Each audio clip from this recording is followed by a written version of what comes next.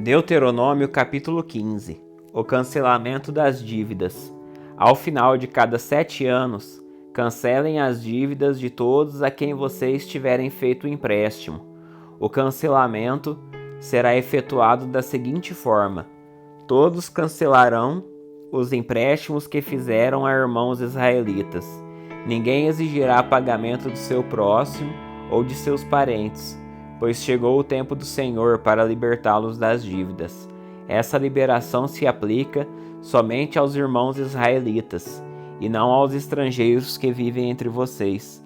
Não deverá haver pobres entre vocês, pois o Senhor seu Deus os abençoará grandemente na terra que lhes dá como herança.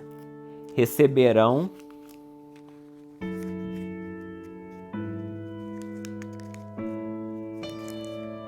essa bênção se tiverem o cuidado de obedecer ao Senhor seu Deus e cumprir todos estes mandamentos que hoje lhes dou. O Senhor seu Deus os abençoará, conforme prometeu. Vocês emprestarão dinheiro a muitas nações, mas jamais precisarão tomar emprestado. Governarão muitas nações, mas não serão governados por nação alguma. Se contudo houver algum israelita pobre em suas cidades, quando chegarem à terra que o Senhor seu Deus lhes dá, não endureçam o coração e não fechem a mão para ele.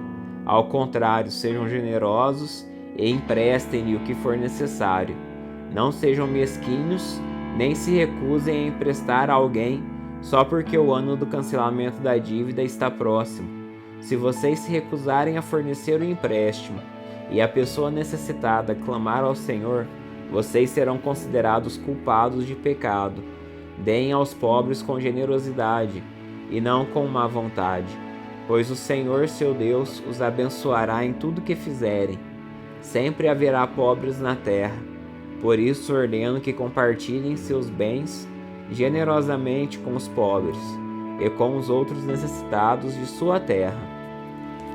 A liberação de escravos hebreus.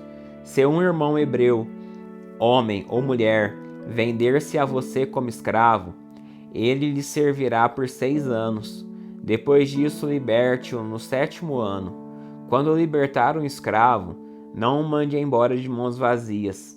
Seja generoso e dê-lhe de despedida um presente dos animais de seu rebanho, dos cereais de sua eira e do vinho de sua prensa de uvas. Compartilhe com ele um pouco da fartura com a qual o Senhor seu Deus o abençoou. Lembre-se de que um dia você foi escravo na terra do Egito, e o Senhor seu Deus o libertou. Por isso lhe dou essa ordem.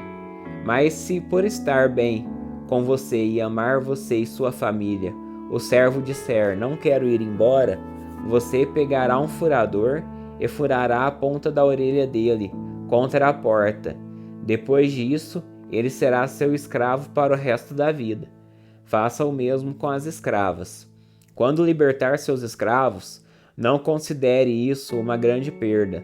Lembre-se de que, por 6 anos, eles lhe prestaram serviços equivalentes a 2 vezes o salário de empregados contratados, e o Senhor seu Deus o abençoará em tudo que você fizer.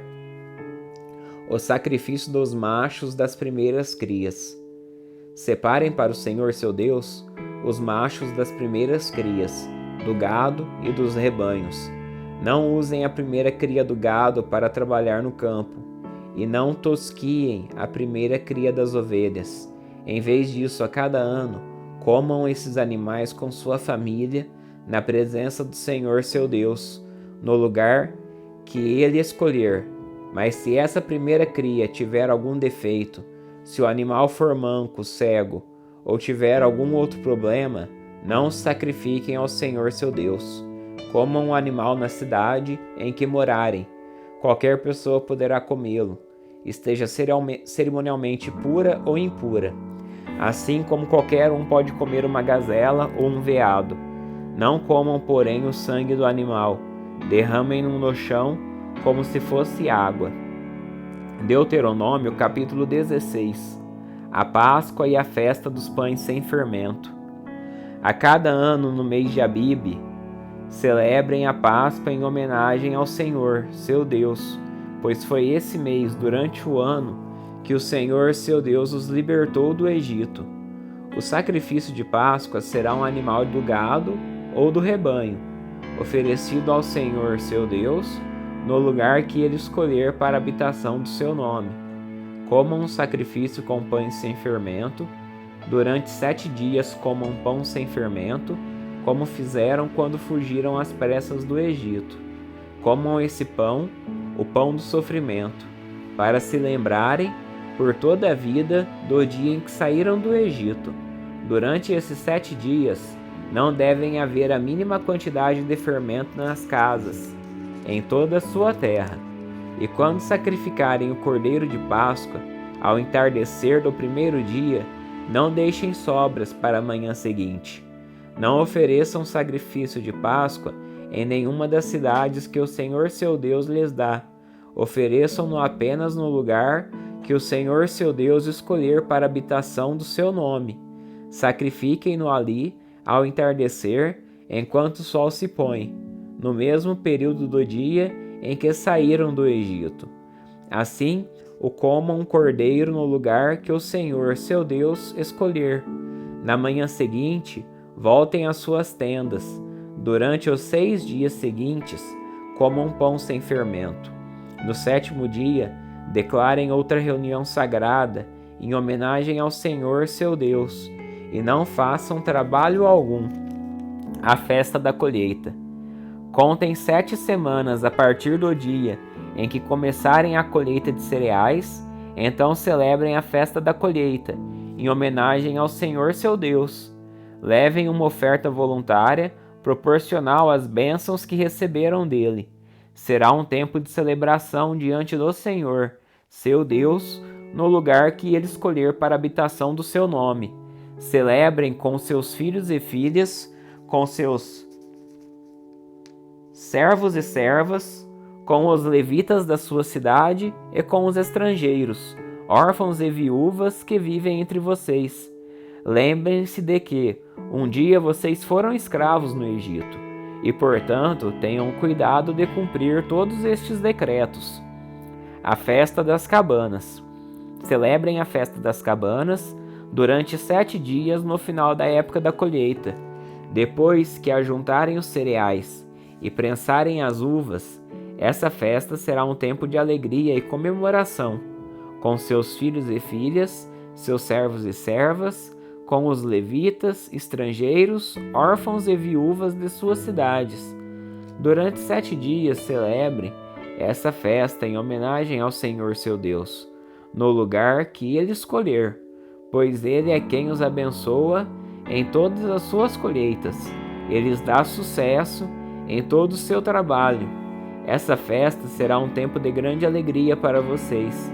A cada ano, todos os homens de Israel devem celebrar estas 3 festas: a festa dos pães sem fermento, a festa da colheita e a festa das cabanas. Em cada uma dessas ocasiões, todos os homens devem comparecer diante do Senhor, seu Deus, no lugar que ele escolher. Não devem, porém, apresentar-se diante do Senhor de mãos vazias. Todos devem ofertar de acordo com as bênçãos que receberam do Senhor, seu Deus. Justiça para o povo. Nomeiem juízes e oficiais de cada uma de suas tribos, em todas as cidades que o Senhor, seu Deus, lhes dá. Eles julgarão o povo com justiça. Nunca distorçam a justiça, nem mostrem parcialidade. Nunca aceitem subornos, pois eles cegam os olhos dos sábios e corrompem as decisões dos íntegros.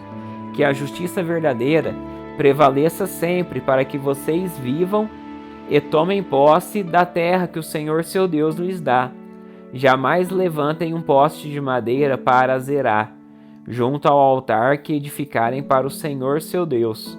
Jamais levantem colunas sagradas para adoração, pois isso é detestável para o Senhor seu Deus. Deuteronômio capítulo 17. Nunca sacrifiquem ao Senhor seu Deus bois ou ovelhas doentes ou defeituosos, pois esse tipo de oferta é detestável para ele.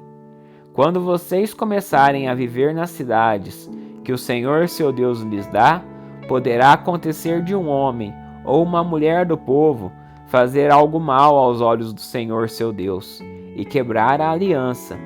Pode ser que essa pessoa sirva outros deuses e adore o sol, a lua ou qualquer das estrelas, o exército do céu, algo que eu proibi expressamente. Quando ficarem sabendo disso, façam uma investigação cuidadosa.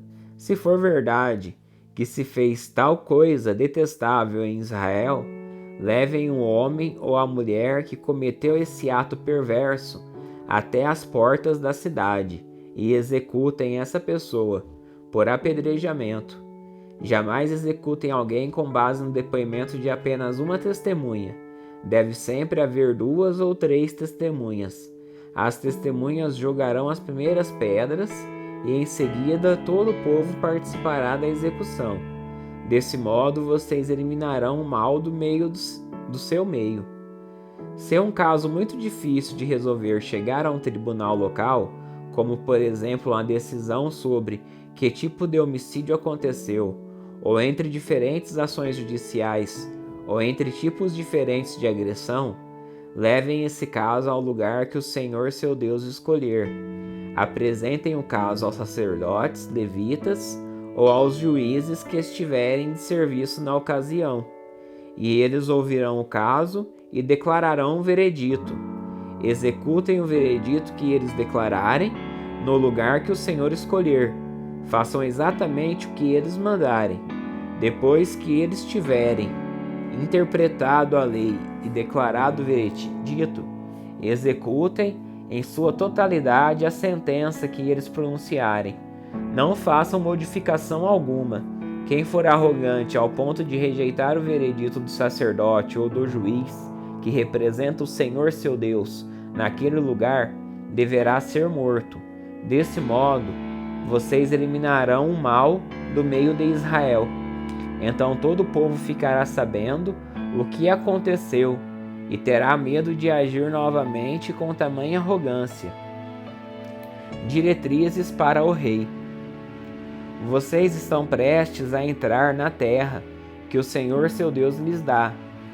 Quando a conquistarem, se estabelecerem nela e pensarem, devemos escolher um rei para nos governar como as outras nações ao nosso redor, tenham cuidado de nomear como rei o homem que o Senhor seu Deus escolher. Deverá ser um irmão israelita, não pode ser estrangeiro. O rei não terá muitos cavalos, nem enviará seu povo ao Egito para comprar cavalos, pois o Senhor lhe disse: jamais voltem ao Egito. O rei não tomará para si muitas esposas, pois elas afastarão seu coração do Senhor. Também não acumulará para si grandes quantidades de prata e de ouro. Quando sentar-se no trono para reinar, copiará estas leis para si num rolo, na presença dos sacerdotes levitas. Trará essa cópia sempre consigo e a lerá todos os dias enquanto viver.